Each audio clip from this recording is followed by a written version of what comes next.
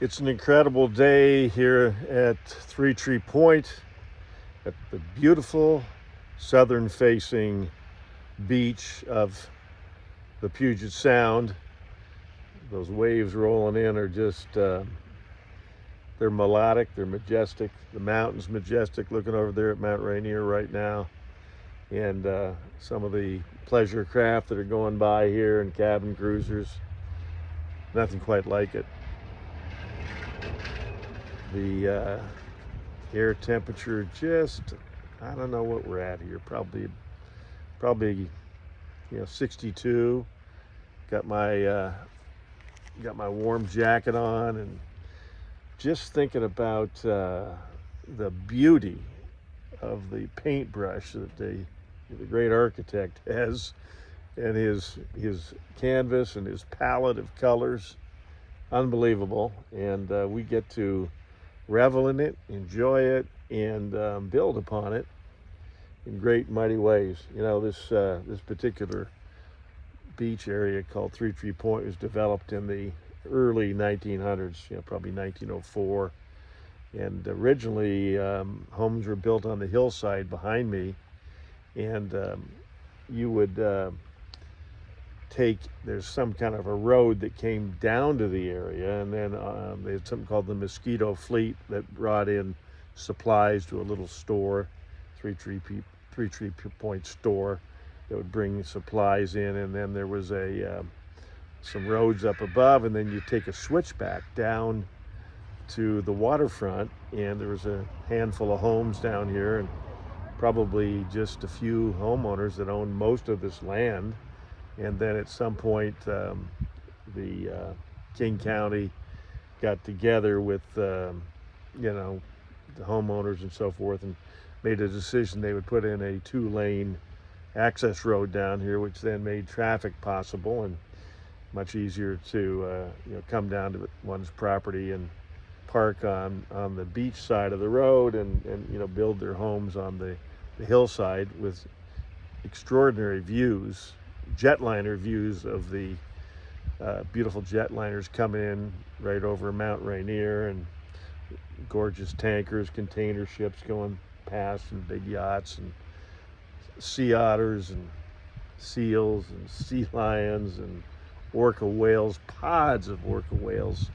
Pretty dang amazing. So, and I'm watching all the seagulls go by, and it's unbelievable.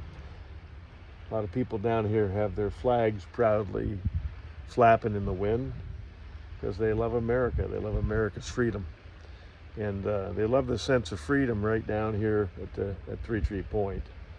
I used to jog down here when I was a younger version of myself, young doctor.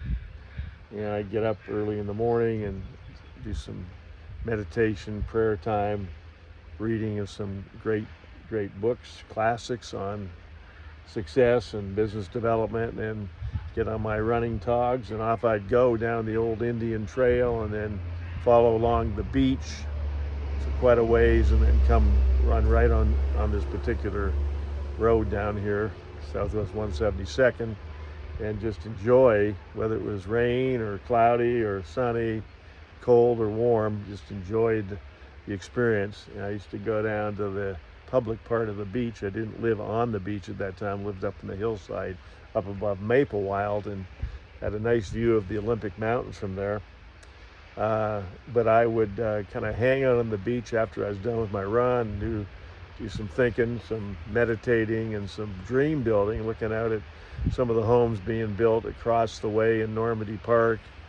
At that time, Freddie Davis was purchasing a 5-acre piece of property on a hillside, and had it subdivided out, and at that time it was bought for a song comparatively to what it would be today, and then built his and Dottie's dream house, and then several other people build beautiful homes down there.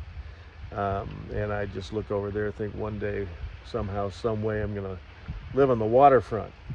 And then I'd write in the sand an affirmation get a big old stick, little piece of, like a branch from driftwood, and I'd write in the sand an affirmation of what I was going to accomplish.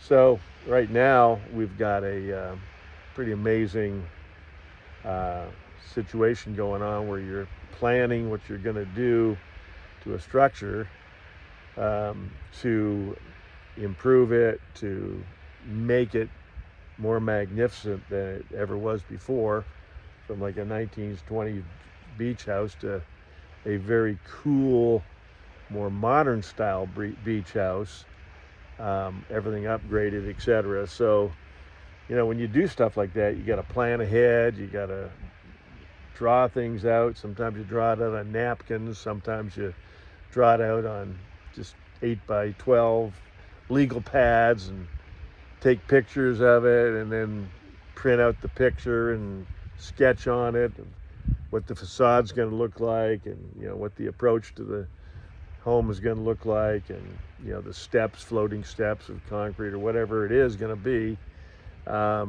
awnings, overhangs, you name it, to make the home warm and attractive and inviting, etc. And then designing various parts of a home with like a captain's perch, a little spot with a beautiful deck on the third floor, or a nice deck off a master, or off the family area with the kitchen, etc. So lots of different decisions have to be made, and a vision for decisions to create a better provision for the future. And that's what it takes to get the result that you want. Now, it seems like most people in life, they get a good education, or an education, not necessarily a good education, an education, and somehow pick a general form of studies or something that they thought would be either easy or somewhat interesting, but not necessarily something practical for the future. And then they get their degree and, graduate, and people take pictures and proud of the fact that you graduated from this or that university or college, and then end up wondering, okay, where am I going to work? What am I going to do? I'm going to do an internship here or there, etc.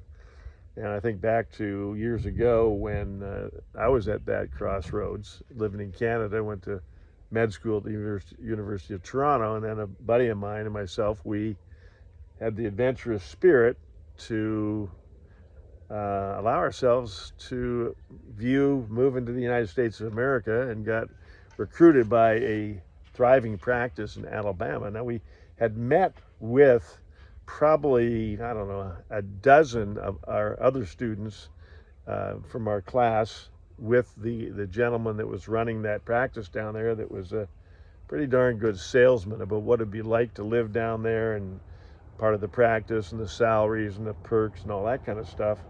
And it was just he and I that chose to join in that adventure. And little did we know that it would lead to us, spending the vast majority of our life in the beautiful United States of America.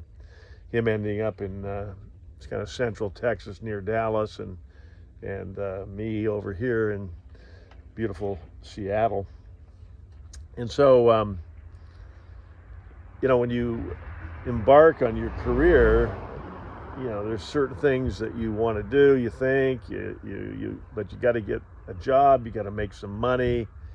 And so you pick something that maybe is not necessarily what you want to do or where you want to be, but you got to put some money in your pocket. And then along with putting money in your pocket come the typical expenses of being an adult, and get a car payment, lease payment, rent a space, buy some appliance payments, get clothing, furniture, insurance, food budget, eating out, vacations, this, that, and everything else, and all the things that go along with car repairs and car insurance, homeowners insurance, et cetera, et cetera, et cetera. And before you know it, you are up to your eyeballs in outgo. And you got to figure out, well, maybe I need to get a second job, work some overtime, whatever it happens to be, so that I can crack that nut every month. And so I think that we get caught in this this rhythm, this harmonic rhythm, this sort of beat of the drum, this sort of treadmill. Get up, go to work, pay the bills, show up on time, produce. And somebody who owns that company you work for has a dream and a vision.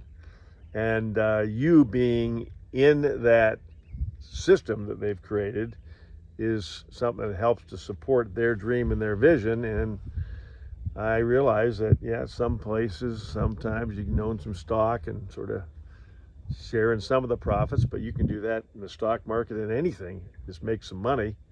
You can buy into the stock market. You can buy some real estate. Got to save up some money. Got to be prepared by, your outgo not exceeding your income, etc. So, in my case, diversification was an option, and so working hard, building the practice, doing some quote unquote investments, some real estate, some money instruments and things like that, and hope for a better future. But little did I know that I would meet a group of rising entrepreneurs that had started a dropship business, a bunch of them, and they were working together as a network, kind of spreading it around the country and eventually around the world to create something that started out more like a kind of like a mail order business with catalogs and some hand-to-hand distribution of products where you'd have to kind of have a sort of a mini warehouse for distribution, to then going online and creating everything digital drop ship, supplier to consumer. It just fascinated me, and I got turned on to some great books: Master Key to Riches, Think and Grow Rich, The Laws of Success, Psycho-Cybernetics, The Magic of Thinking Big, how I turned myself into success from failure through sales, and The Greatest Miracle in the World, The Greatest Salesman in the World, on and on and on. All these incredible books: How to Win Friends and Influence People. Seems like most of us kind of could have written How to Lose Friends and Alienate People. And so, along with doing all that, there's some sacrifices, like putting some energy out, doing some things in the evenings instead of just hanging out watching TV, working some weekends, scoping out what you need to do to build your dream and your vision to get ahead, just like I did in Alabama when I was working for those guys. I worked a lot of weekends, extra shifts, because I wanted to save up money. I wanted to get some seed capital so I could launch my own career as opposed to just following their dream. And I could have had a good life working for those guys. There's no question about it.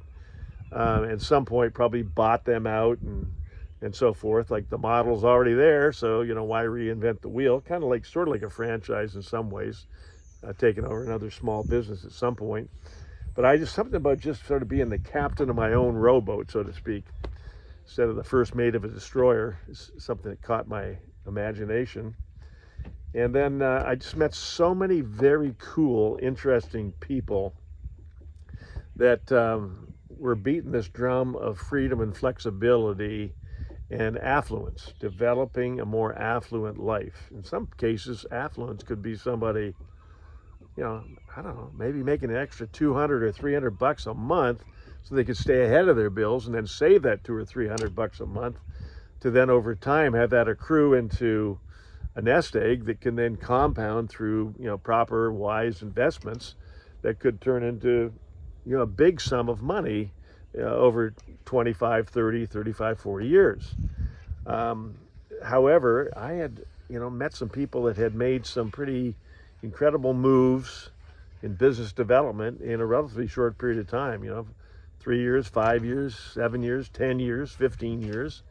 And they had a more incredibly attractive degree of flexibility in their lives than I ever could have dreamt of having as a doctor. So at some point in time, I kind of locked arms and began to invest some of my energy and time and creativity into eventually being successful in the digital dropship model, and then began to develop kind of a business academy, an entrepreneur academy, an alliance of entrepreneur academy, teaching and training and mentoring people, not just me, but a whole group of other successful entrepreneurs to help sort of equip people to help them launch their own businesses, kind of micro finance startups. In other words, doesn't cost a lot of money. A system put in place. It's not something that takes a deep dive of getting into some deep pockets and borrowing a bunch of money and doing friends and family rounds and stuff like that. And how to leverage time and how to leverage a system to then leverage revenue, volume production that can then leverage profits. So pretty amazing. And so I sold my medical practice about 31 years ago. And I remember making the decision to go part-time in medicine as I continued to develop this avenue of production. And my kids were little, April's my kids. I don't know what they were, 7 and 3 or something like that, 7 and 5. When I hung up the stethoscope, never looked back. It's been a long time and lots of adventures since then and lots of fun things to do. But I think it's a matter of making a decision that who are you going to listen to? Who are you going to take advice from? Are you going to take advice from all these people on the Instagram and probably on social media? They're telling you to do this and do that and fill out this form and fill out that form, and I'm gonna teach you how to do this. You just gotta come up with $6,000 or $10,000 or whatever it happens to be, and then you'll be on your way, type of thing. And I'm talking about ongoing mentorship and coaching and training and friendships that you develop that can last a lifetime. Pretty amazing stuff. So, in travels around the world, anywhere you want to go, travels around the world, and just sit out like I'm doing right here, this beautiful location right here, just hanging out at the beach, just hanging out at the beach. Pretty lovely spot at the beach. So, I hope something I shared with you today gets you thinking about whatever your dream is. That was one of my dreams right there. That was my dream. And there's lots in this world that can be yours if you will simply, instead of taking counsel of fear and doubt, take counsel of wise people and develop some boldness, some faith, some belief in a dream and a better future, and visualize a better future, and be willing to roll up your sleeves with grit and do the work to get the job done. It's mostly fear that holds people back, and then procrastination and some laziness. And procrastination is just basically making up a bunch of different excuses for why you can't do this, why you can't do that, why that person did that, they got lucky with this or that or whatever, they need the right people, etc. Versus, and I'm not saying it's not important to get to know some of the right people. That's one of the things I've done, is surrounded myself with people that are wiser, more experienced than myself, and I pick their brains. And now as I become more wise and experienced, people that are smart enough to realize they don't have enough wisdom, they pick my brain. So I just hope something I've shared with you has inspired you and got you thinking. And I know that I've read books like Unscripted, pretty amazing book by M.J. DeMarco, and The Third Door by Alex Banayan.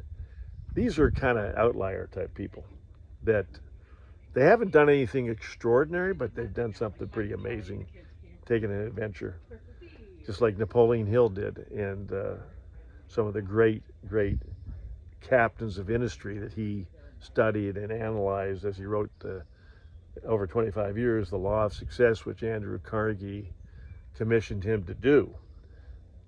Nobody since has ever done anything like what Napoleon Hill has done. I mean, there's been some good books written, no question about it. But Think and Grow Rich is one unbelievable book, particularly the chapter on desire and then the 6 ghosts of fear. Pretty amazing. So I encourage you to just tap in. And I know some pretty amazing guys and gals to tap into. and the road less traveled. You could have taken this road versus that road. I think about my kids. They're doing some pretty amazing things too. Only because their dad decided to do some amazing things, and it's encouraged them to do some amazing things. And I encourage you to do some amazing things. And I hope that one day I see you somewhere, somehow, some way, in a digital platform or an audio or a video or at an event where you come up to me and say, "Hey, David, I heard a little clip you did X number of years ago and it's made all the difference for me." And I'd say, if I had just one little thumbnail of influence over you, I feel like I did something. And I hope that whatever success that myself or anybody that I've been affiliated with that's had great success has had, that you would have abundance beyond what I've described. And I hope the same thing for my kids. My beautiful daughter in New York, working in the publishing industry, doing some great things. I mean, just absolutely has risen. And my son in the music industry, and he's done some unbelievable things also. And I wish them all the best, and I wish you all the best. Hey, have a great day, and David here, signing off. You're the best.